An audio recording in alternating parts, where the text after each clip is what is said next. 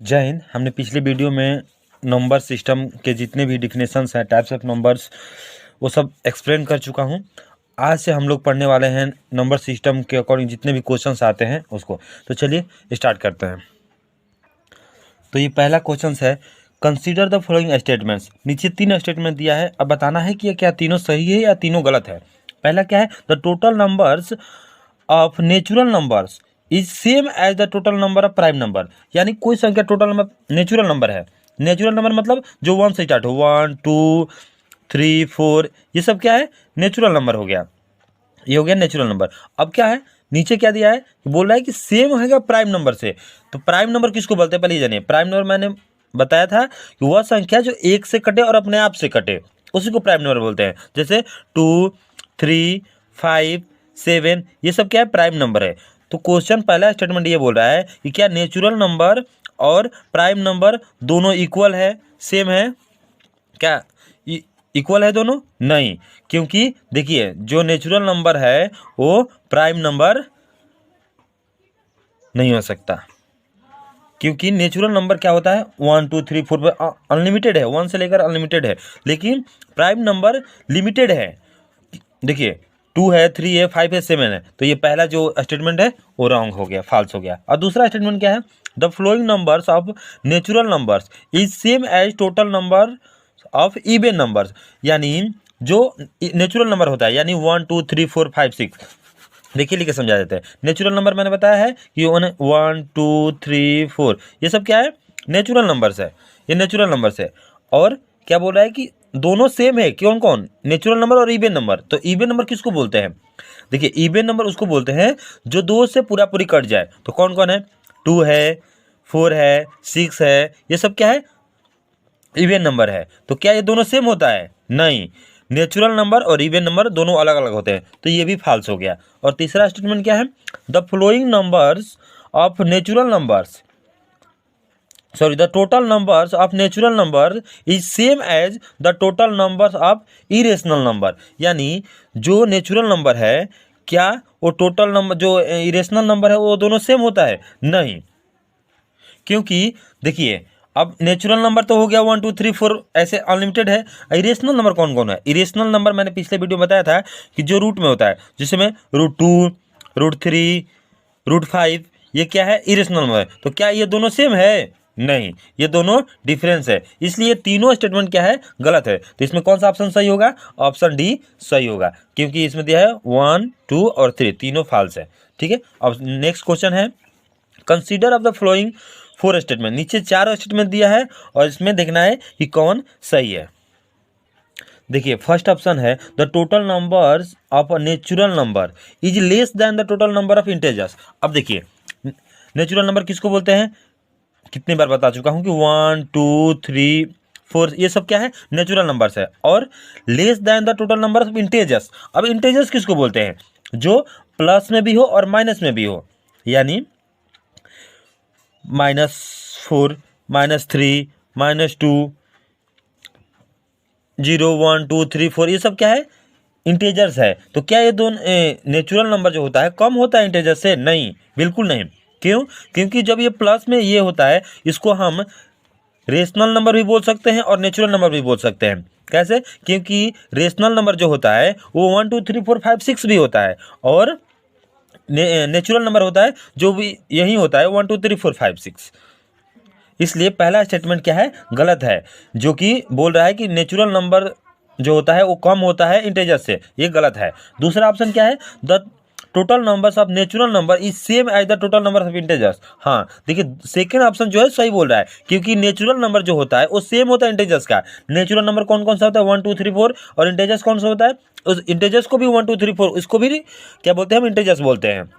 तो ये दोनों क्या है, सेम होता है। बी ऑप्शन क्या है, इसमें सही है। अब सी ऑप्शन भी चेक कर लेते हैं, क्या कोई और नहीं तो सही है। तो total number of the integer is the same the total number of the rational number. नहीं, देखिए इंटेजर्स जो होता है, जो -1 -2 ये ऐसे भी हो सकता है, और p/q के रूप में नहीं लिख सकते हैं। और रेशनल नंबर जो होता है उसे हम p/q के रूप में लिख सकते हैं। इसलिए क्या है, ये गलत है, ये दोनों कभी सेम हो ही नहीं सकते। और चौथा ऑप्शन डी है, जो the total number of the natural number is less than the total number of the rational number. नहीं, ये बोल रहा है कि नेचुरल नंबर रेशनल नंबर से कम होता है। नहीं, ये भी गलत है।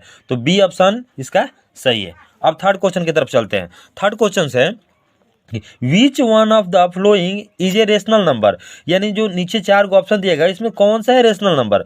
तो पहला ऑप्शन है √3, √4, √5 और √7। इसमें कौन है रेशनल नंबर। तो सबसे पहले मैंने आप सभी को बताया था कि रेशनल नंबर किसको बोलते हैं, जिसे हम P/Q के रूप में लिख सकते हैं, उसको रेशनल नंबर। अब देखिए तो इसमें कौन सा ऐसा है जिसे P/Q के रूप में, √3 है तो √3 को तो हम लिख नहीं सकते हैं, √3 है।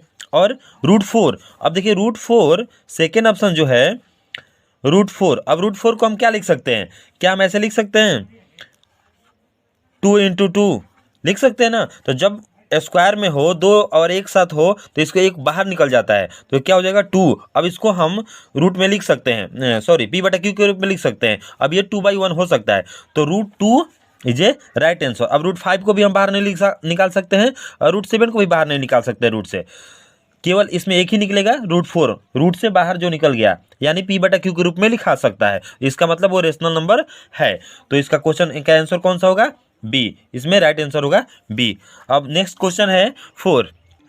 देखिए क्वेश्चन क्या बोल रहा है, the total number of positive real number x which satisfy x² + 1 by x greater than 2 यानी सॉरी लेस देन 2।